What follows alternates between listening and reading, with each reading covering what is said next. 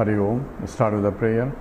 Om Samasta Jana Kalyani Niratam Karunamayam Namami Chinmayam Devam Sadgurum Brahma Vidvaram Vasudeva Sutam Devam Kamsa Chanura Mardanam Devaki Paramanandam Krishnam Vande Jagadgurum Tvameva Mata Cha Pita Tvameva Tvameva Bandhusya Sakha Tvameva Tvameva Vidya Dravidam Tvameva Tvameva Sarvam Amadeva Deva Tvameva Sarvam Gurudeva Deva. Hari Om. We are now doing the Nididhyasanam. Nididhyasanam comes after Shrotavyaha, Mantavyaha, Nididhyasitavyaha. Listening to the scriptures for a prolonged length of time under a competent teacher and reflecting on the teaching of what he has gained until no more doubts are there. So that itself is sufficient to gain the knowledge, but still people say, I have not realized. The implication is that the knowledge has not sinked in. So it became only as an objective knowledge or paroksha jnanam. So this is Brahman and so on and so forth. But recognition that I am Brahman has not materialized. So it is Brahman. This is Brahmatmana samsitaha is not taken place. That means abidance in the knowledge that I am Brahman has not taken place. Why it's not taken place? Because of the remnant vasanas are still lingering there. That is preventing. What's vasanas? Vasanas is expresses as the desires, and the desire is for desire for objects outside that gives me happiness. That means I have not clearly understood that I am the source of happiness itself, and still I am looking for happiness outside. The very looking for happiness because of the vasanas, and the vasanas are there is because of coming from beginningless life itself, and therefore many years of habitual living with the body, mind, intellect and limitations has gone so deep into the mind that even though knowledge is there that I am not this body, mind, intellect, that is not understood or materialized or internalized, and that's what called Nididhyasanam. So scripture understand the problem, and therefore it says you have to now, having understood, have to do Nididhyasanam. How do you do Nididhyasanam? If you keep on having the mind constantly in the knowledge only. So either reading scriptures, talking about scriptures, writing about scriptures. So mind has to constantly evolve in that, and less in the transactional world, because the transactional world is essentially dissipating the mind away from other things only. So that becomes I am, aham karta, aham bhokta is there in the transactional world. Notion that I am a doer and I am an enjoyer, and I feel the limitations of the transactional world all the time, and that causes a problem, because at those times the knowledge doesn't come into picture, and that's what is the problem is. And how long it takes? It takes years and years, because until the whole life, body, mind and intellect is there, until the life is there, the continued Nididhyasanam has to continue. But the slowly the mind becomes more mature enough, what they call the frequency of perturbation and the intensity of perturbation and the recovery time from perturbation slowly decreases as one becomes a calm, quiet and peaceful slowly. So it is a long process, and it involves a lot of obstructions in the spiritual growth because of the lingering vasanas. And that's what now the whole Vedanta, the textbook now covers. After covering the Mahavakyas, the rest of the 150 slokas, mostly emphasizing the contemplation on or reflecting on the teaching, or continuously meditation on the teaching. Meditation is not sitting in one place and meditating, because even while transacting the world, this knowledge has to be kept in mind to the degree possible. So here we are doing the 268. We now take 269 sloka. Aham ameti yo bhavo, aham ameti yo bhavo, dehatshadavanatmani, dehatshadavanatmani, adhyasoyam nirastavyo, adhyasoyam nirastavyo, vijushasvatmanishtaya. Vijusha Swatmanishtaya. So Atmanishtaya, so abiding in this Atma, in the self that I am, or Brahmanishtaya. This is what Bhagavan Ramana Maharshi says, Dudhaiva Nishta, firm abides in the knowledge is required for moksha. And that is obstructed by aham mama iti. Aham is ahankara, this means I am this, I am this, I am this. So identification with I am, pure consciousness, with this is inert things, is the confusion that is there, that continues, and that's what's called ahankara or ego. Ego involves I am equal to this. And mameti, mama is I am this and this is mine. So possessiveness of this is mine, this is mine, this is mine, and when you say this is mine, therefore that is not mine, and I would like that also mine, and that's what the whole pursuit of the gaining things or aggrandizing things goes on. So aham mama iti, these are the two essential ingredients that are obstructing. So in the transaction world, you have a aham mama, otherwise you cannot really transact in the world. So while transacting at the same time, have to recognize in and through, in the mind at least, that this is I am playing the life game. Game has to be played properly. So your bank balance is different from my bank balance. All the transactions are still going on, but at the same time, I have a clear understanding that this has to be played at the transactional world. At the same time, the totality has to be understood also. So aham mama iti yo bhavo dehaksha dehatshadau anatmani dehatshadau anatmani. This is sandhi here. Dehatshau anatmani. So in anatmani, in the anatma means not self, so everything other than self is anatma. So now we are going into from the triangular format to a binary format. What is the triangular format? Jiva, Jagat and Ishvara. Those are the triangular format. But slowly now I understand there is only Atma and Anatma. Atma is the self, pure consciousness existence that is all pervading, and everything else comes under not Atma, but Anatma is required for transactions. But the truth is, in spite of Anatma, the essence is really same. It's like from the science point, I understand everything is nothing but electrons, protons and neutrons. That's a clear understanding. Yet garbage is garbage, food is food. So transactionally there is no confusion in terms of taking garbage and the food, because both are electrons and protons and neutrons. So everything is Brahman doesn't mean that still transactionally one has to transact at the level of the attributive content only, even though the packaging makes it different, but even though essence remains the same.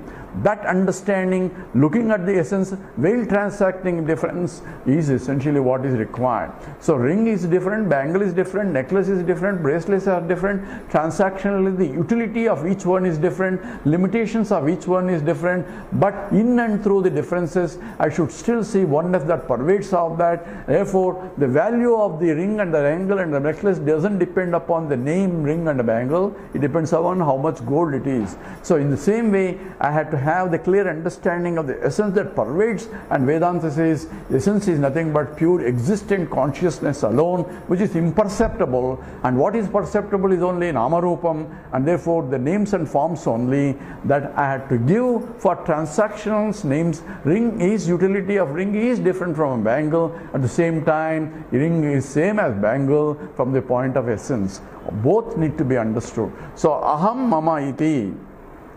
So ahankara and mamakara, these are the two bondages essentially from all, because of the taking limitations of the body, mind and intellect as I am this, I am this, I am this, and this is mine, this is mine, this is mine. These are the two bondages essentially that binds one individual, and that's how the Gita-upanishad started, because of the notion that he is mine, this is mine, because the grandson is my grandfather or my teacher, and that's where the minus comes into picture, or mamakara is there.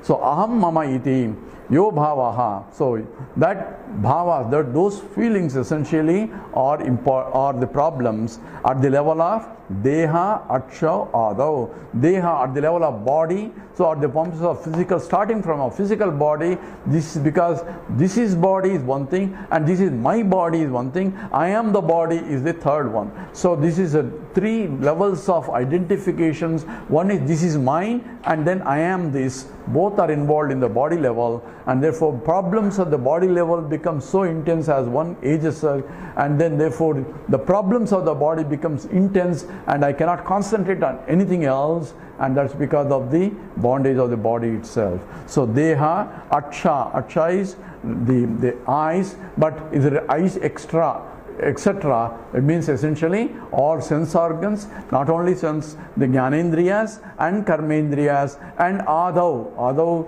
means etc., which means includes the mind, intellect, and everything else that has to be covered. So manaha, buddhi, pranaha, all the panchakoshas are involved in terms of the total package. So deha, aksha, adav, anatmani. So what is anatma? What is not atma is anatma. So anything that is not I am is something this means anything that can be pointed out. So any object in the universe that can be objectified, whether it's a physical object or mental object, conceptual object, it has to be anatma only. Anatma is required for transactions, but from the point of Advaita understanding is, even in anatma, what is pervading is either existence aspect or conscious aspect, or existent, conscious, and also ananda aspect also. So that has to be understood. So adhyasoyam nirastavyo vidusha swatmanishtaya. So I am adhyasaha. So how should I reject it? It's only superimposition on top of the reality. There is no real, the absolute reality is not there to the world. So world is called jagat, jayate, gacchate, that keeps continuously changing. When something is changing, there has to be changeless entity in the changing thing. That's a law of conservation. And when that changeless entity is imperceptible, changing entity is only perceptible. So we give value of the changing entity as the reality, ignoring the changeless entity. And that's what is essentially adhyasa. Adhya is a superimposition of something other than itself as though, and we give importance to superimpose object, forgetting the essence. That's why ring attributes are superimposed on top of the gold, bangle attributes are superimposed on top of the gold. So the bottom, the substantive or the adhara or adhishthanam, that means that which supports it, is ignored, and we say it is a ring. What kind of ring it is? We say golden ring. Golden has become an adjective, gold has become an adjective, noun has become a ring. Noun is that which is substantive. Is in English, substantive means noun. Substantive has become only the name which doesn't have any substance of its own. So it should be all other way around. What is substance is gold, adjective is only ring. So we are getting confused because we are giving importance to the superimposed name and a form only, ignoring the essence. But in the case of gold ring, we have no problem because we lock the gold ring compared to an iron ring or plastic ring, because we know this is no value. Other ring is value because it has a gold. Because we can perceive the gold, or at least gold attributes also there in addition to the ring attributes. Ring attributes do not belong to the gold. But gold attributes are also there because it's a shiningness like a gold. Therefore, we know it is a golden ring, not a iron ring or a plastic ring which doesn't shine like a gold ring. So we have the attributive content of the material there also. In the case of this whole world, what is there before creation was pure existence, and pure existence is imperceptible because it is infinite, and infinite cannot be seen. So that which cannot be seen is the real material, and that which is seen is not a real material, and therefore reality we are giving to adhyasa, superimposed names and forms, and that is what is called the samsara is. So adhyasoyam. So adhyasa is aham mama. So that's how the Shankara starts the Brahma Sutra Bhashya with Adhyasa Bhashya. Essentially, I-ness, my-ness, yourness and all that is only a superimposition on top of the absolute Satchidanandam. That's what is the Adhyasam. Adhyasa, I am, has to be rejected. Rejected means reality to the abhyasa has to be rejected because it's false only. You cannot remove it. You cannot remove the ring and then give me the bangle, give me the gold. So it's not, ring is not some substance to be removed and then give. There is no two things on top of it. Ring is not sitting on top of a gold. It is the ring, gold itself. You are calling it as a ring, as a name for that form of a gold. So it's only Nama and Rupa. That's what the scripture says. Only the Ishvara became Nama Rupatmakam Jagat. That's what the definition of creation there. He himself became many of Nama Rupatmakam. In what way many? Depending upon the vasanas of all beings put together, the creation starts because of the vasanas only. And all that has to be understood. So what I am rejecting is not the real rejection, because real rejection cannot be done, because it's not a real material to reject. What I am rejecting is cognitively, intellectually I have to reject. It is not this, but that because of which this exists. So yat chakshusha napasyati ena chakshum supasyati tadeva brahma tvam viddhi nedam edidam upasate. That which eyes cannot see, but that because of which eyes can see.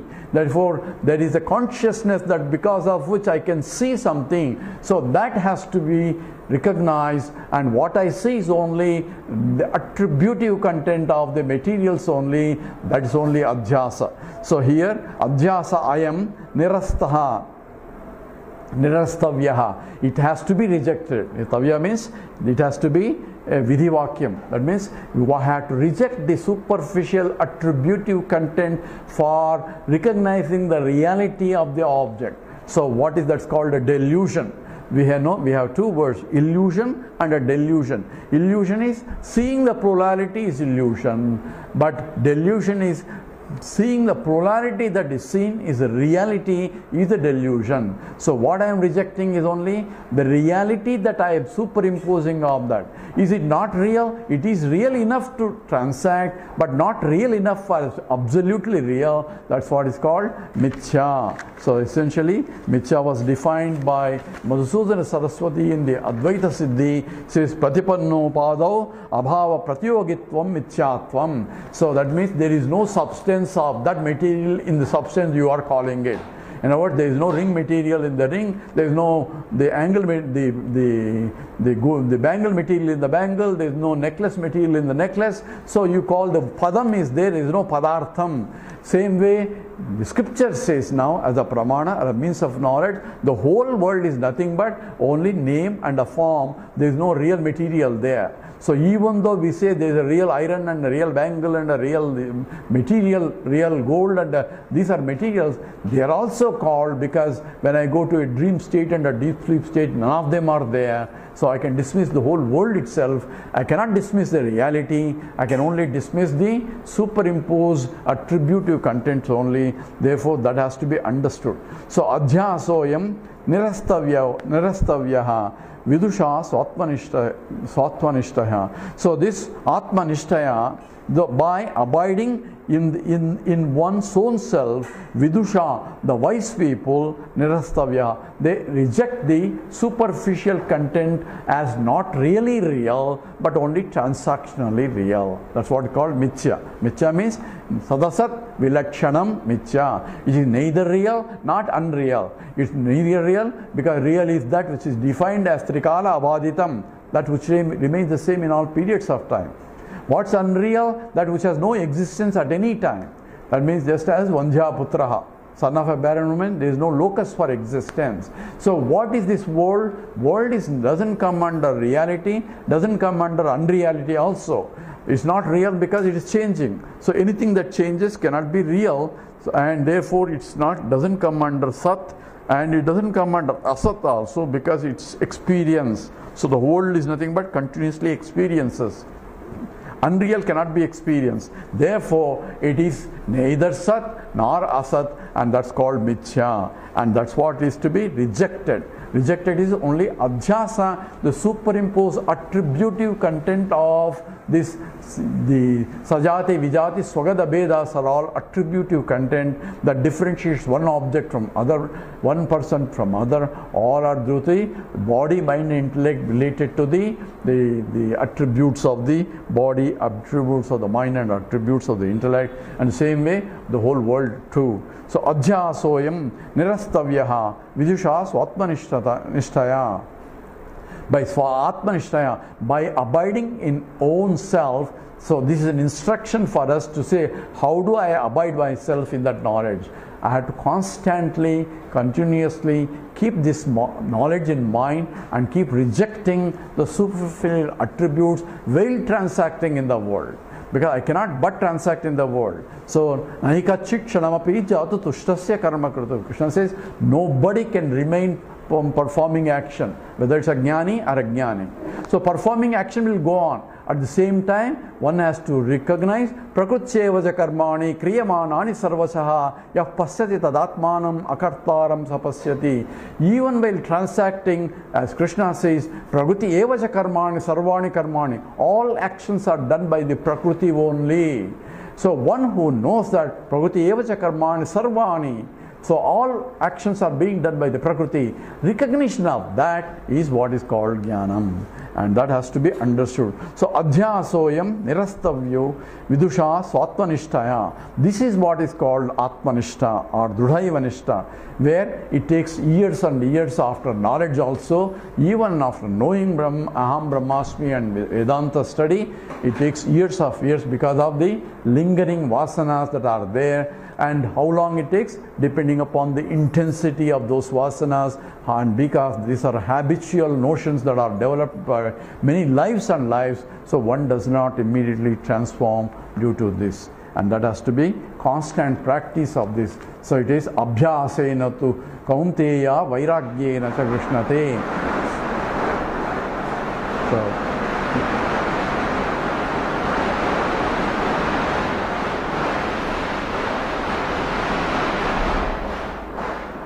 Krishna says by abhyasa and by superimposition, by adhyasa, one recognizes that this is nothing but superimposed attributive content and not really real.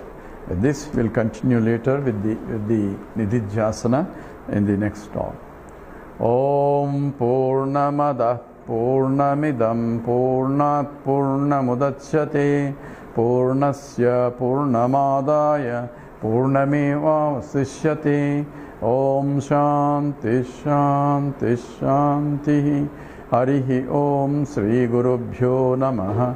Harihi Om.